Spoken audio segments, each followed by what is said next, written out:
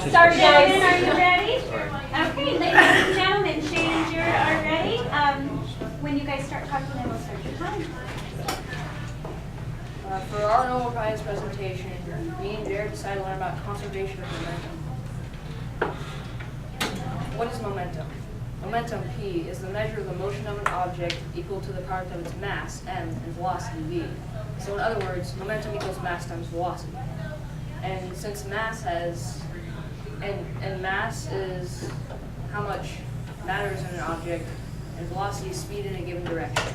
And since velocity has direction, momentum also has direction. But I'll explain more about this later. Which wave has more momentum? By a show of hands, who thinks that the left one has more momentum? Yeah, everyone knows that some objects have more momentum than others, but most people don't know that it's because of its mass and velocity, like I said earlier.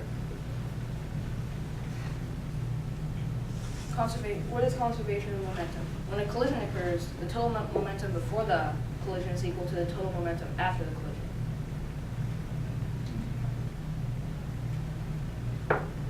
Collisions are a good example of the effects of Newton's third law. Newton discovered in his studies of motion that when two objects collide, the first object's momentum is transferred to the second object. Although the individual momentums of each object changed, the total momentum between them did not. Kind of like that. I just gave my momentum to Shane. Okay, so what we have right here, this is called the Newton's cradle that Shane and I built. And it's used to show how conservation of momentum works. And I'm just going to do a little demonstration with you guys. So I'm going to take one of these balls here and let it go. And what it should do is it should push one ball from the other side off, because due to conservation of momentum, the first ball is going to transfer its momentum to the second, and the second is going to transfer to the third, sending one ball off. Now, if I do it with two, the same thing should happen, except with two balls, because it has twice the mass, so twice the momentum. Now, if I take one from each side and let it go, they're going to come in, and due to Newton's third law, they're going to push back with an equal and opposite force. And since they cancel out, the only force is going to be pushing outwards. They're just going to keep bouncing outward. Now, if I take one away and just have one hit, the first ball is going to give its momentum to the second ball, and the first ball should stop moving because it has given all its momentum to the second ball. There are two types of collisions, elastic collisions and inelastic collisions. Elastic collisions are collisions in which the kinetic energy is conserved, and kinetic energy is the energy that an object has due to its motion. And elastic collisions would be like what he just showed you there, and two pool balls bouncing off of each other.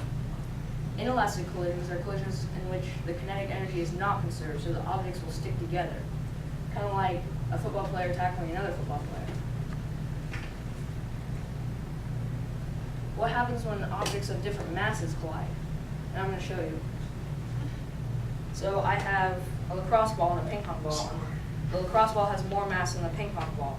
And if you drop them from the same height at the same time, they hit the ground at the same time because of acceleration due to gravity. But if I put the bigger one on the bottom and the smaller one on top, the ping pong ball goes way higher. Now for some fun, I'm going to drop it and see if I can hit the ceiling. Wow. For the audience. Yeah. I need support while you're in this classroom.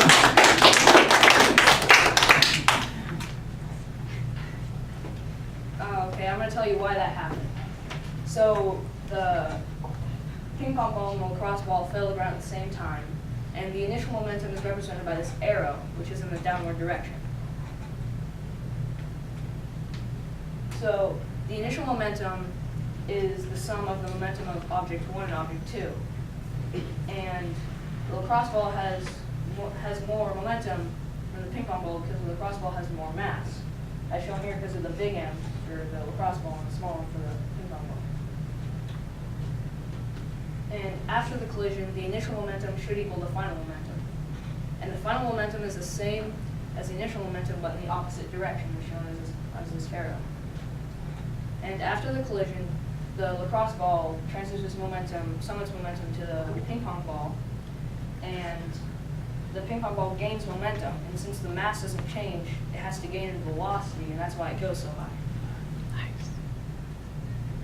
So Shane and I, we did an experiment using Hot Wheels to demonstrate conservation of momentum. So we're going to have 3 scenarios, each with one car starting at the top and rolling down and hitting a stationary car at the bottom of the ramp. So for scenario 1, car 1 with a mass of m and any given velocity v is going to travel down and hit the stationary car 2. Now both cars have the same mass. So the initial total momentum is going to be mv, which is the momentum of car 1, and 0, which is the momentum of car 2 because it isn't in motion. Now after the cars collide, what should happen is the first car should transfer all of its momentum to the second car. So car 1 should have a momentum of 0, and car 2 should have a momentum of mv. Now if we cancel out the masses, we're going to have initial velocity equals final velocity, so the speed should be the same after they hit. So what we have here is car 1 and car 2 sitting at the bottom of the ramp.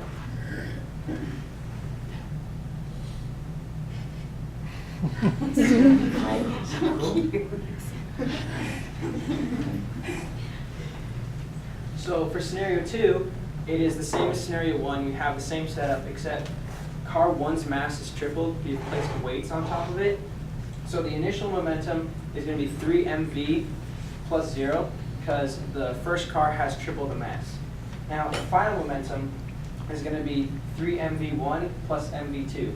And the reason that it has the 2 different velocities down here and doesn't have 2 up here is because the car 2 doesn't have enough mass to stop car 1 after it's moving. It's like if you have a 300-pound linebacker running and he tackles someone who's like 100 pounds.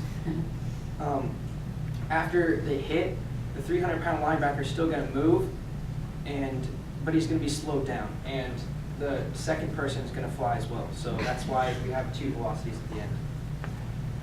So we have the car with the weights here, and car 2 is going to be down there.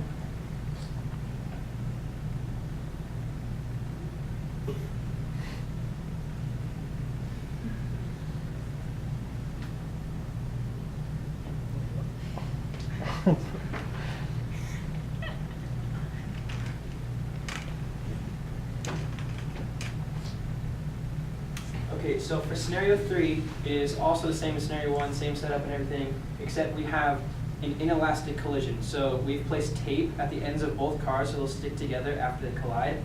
So the initial momentum is going to be mv plus 0, which is mv, and the final momentum is going to be 2 mv.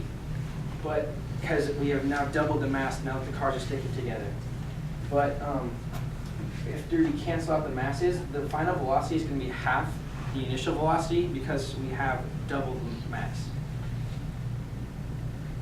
And so here's car 2, and you're just going to see them connect and slow down as they go.